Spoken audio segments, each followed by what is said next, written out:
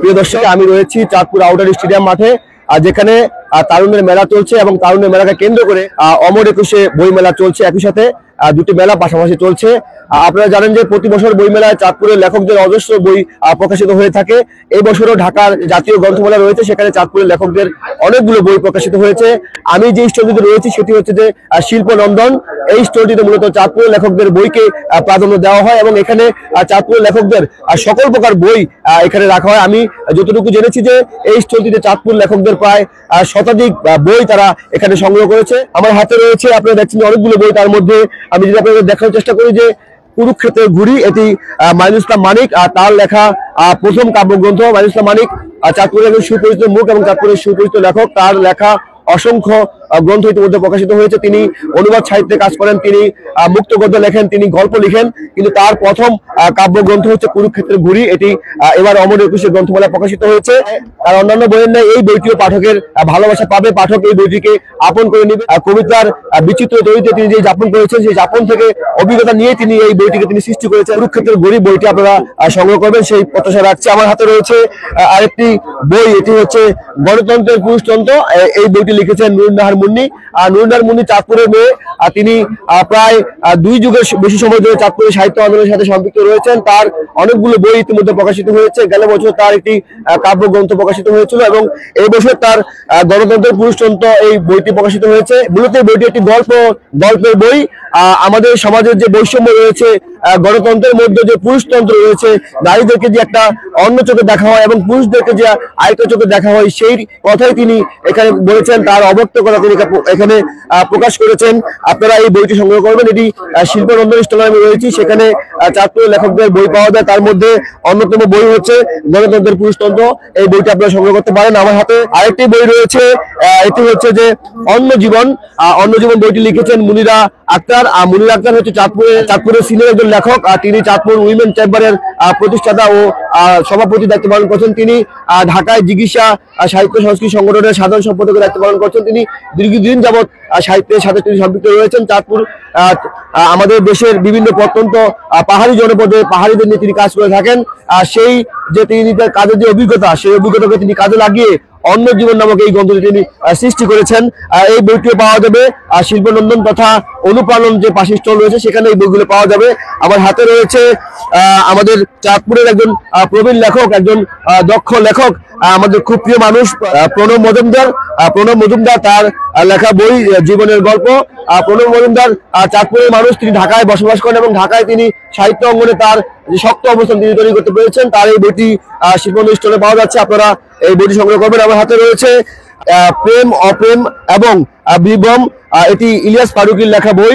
ইলিয়াস ফারুকী, আমি বলেছিলাম যে চাঁদপুরের মানুষ, তিনি ঢাকায় থাকেন। ঢাকায় জিজ্ঞাসা সাহিত্য সংগঠনে তিনি নেতৃত্ব দিচ্ছেন, সভাপতিত্ব করছেন এবং তিনি চাঁদপুরের সাথে তার যোগাযোগ নিবিড়ভাবে তিনি রয়েছে। তিনি আমাদেরকে ভালোবাসেন, স্নেহ করেন, মমতা করেন। তার লেখা অসংখ্য বই প্রকাশিত হয়েছে। এবারে বইমেলা তার এই যে প্রেম অপ্রেম এবং বিভ্রম এই বইটি প্রকাশিত হয়েছে। আপনারা এই বইটি সংগ্রহ করতে পারেন। আমার হাতে রয়েছে নিজুম খান, চাঁদপুরের এই সময়ের তরুণদের মধ্যে একজন জনপ্রিয় লেখক। নিজুম খান চাঁদপুরে নেই, তিনি প্রবাস যাপন করছেন, জীবিকার প্রয়োজনে প্রবাসে রয়েছেন। তার এই বইটি জন্মান্ধ জাদুঘর, এই বইটি গেল বছর বইমেলা প্রকাশিত হয়েছে, কিন্তু এই বছর বইমেলাও তার বইটি ব্যাপক চাহিদা রয়েছে। আপনারা এই বই সংগ্রহ করতে পারেন। এটি একটি কবিতার বই। আমার হাতে আরেকটি বই রয়েছে মাইনুল ইসলাম মানিকের। আমি আগেই বলেছি যে তিনি বাংলাদেশে তিনি বর্তমানে অনুবাদ সাহিত্য নিয়ে কাজ করছেন, তিনি গবেষণা নিয়ে কাজ করছেন, তিনি সাক্ষাৎকার নিয়ে কাজ করছেন। হিরণময় বানগ্রস্ত এই বইটি, এটি গত বছর বইমেলা প্রকাশিত হয়েছে। এই বইটি পাঞ্জিরি থেকে প্রকাশিত হয়েছে। আপনারা চাইলে এই বইটিও সংগ্রহ করতে পারেন। এটি রয়েছে আমাদের শিল্পানন্দের যে স্টল, সেখানে রয়েছে। আমার হাতে রয়েছে আরেকটি বই মৌন বৃক্ষের রাত্রি দিন। আগে বলেছিলাম এই বইটি আরিফ হোসেন শান্তর লেখা প্রথম কাব্যগ্রন্থ। এখানে আপনারা প্রেম এবং দ্রোহের যে ক্রন্দন, অব্যক্ত কথা, সেই কথাগুলোই আপনারা এখানে দেখতে পাবেন। এই বইটি আপনারা সংগ্রহ করতে পারেন। আমার হাতে রয়েছে মজার ছড়া, আশরাফুজ্জামান কাজী রাসেল। মোহাম্মদ আশরাফুজ্জামান কাজী রাসেল, তিনি চাঁদপুরের সাহিত্য আন্দোলনের সাথে দীর্ঘদিন যাবৎ সম্পৃক্ত রয়েছেন। তিনি সাহিত্য চর্চা করছেন এবং তিনি চাঁদপুরের সাহিত্য আন্দোলনের সাথে সম্পৃক্ত রয়েছে। তার একটি গ্রন্থাগার রয়েছে। তিনি মূলত শিশু সাহিত্য তিনি কাজ করে থাকেন। এবার তার একটি বই প্রকাশিত হয়েছে মজার ছড়া। আপনারা এই বইটি সংগ্রহ করতে পারেন, আপনাদের বাচ্চাদেরকে উপহার দিতে পারেন।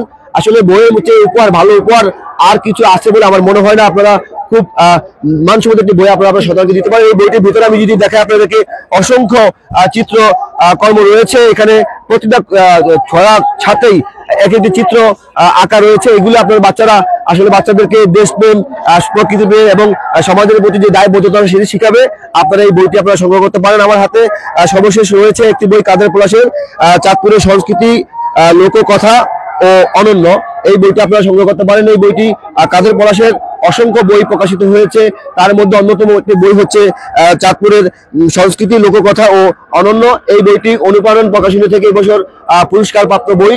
আমি আপনাদেরকে যে কথা আগে বলেছি, চাঁদপুরের শিল্পনন্দ যে স্টলটি রয়েছে সেখানে মূলত চাঁদপুরের লেখকদের বই বেশিরভাগ এখানে রাখা হয়েছে।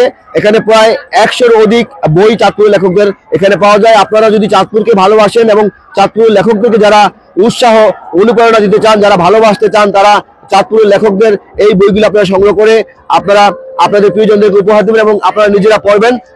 চাঁদপুরকে আপনারা সমৃদ্ধ করবেন। আমরা সবাই মিলে চাঁদপুরকে এগিয়ে নিয়ে যাব, চাঁদপুরের সাহিত্যকে এগিয়ে নিয়ে যাব, সেই প্রত্যাশা রেখে আজকের মতো বিদায় নিচ্ছি। আবার দেখা হবে নতুন কোনো বই নিয়ে। সবাই ভালো থাকবেন। আল্লাহ হাফেজ।